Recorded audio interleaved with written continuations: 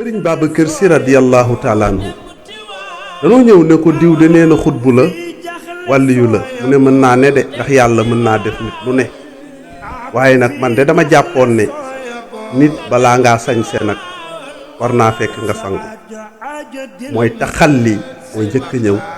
mooy lépp lu bon da nga koy dindi ci yow taxalli door a ñëw yàlla mën la ràngal ay ngëneel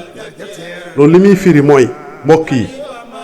koo gis muy naaw ci jaww ji wala muy def karaama wala nit ñi di ko topp waaye ba nga gisee nit ñi di ko topp sariyaam sellul kàccoor la du nitu yàlla piir sa tànk ci sariya nga koy teg waaye ku tegul sa tànk ci sariya dinaan maa ngi ci xaqiiqa da ngay nax nit ñi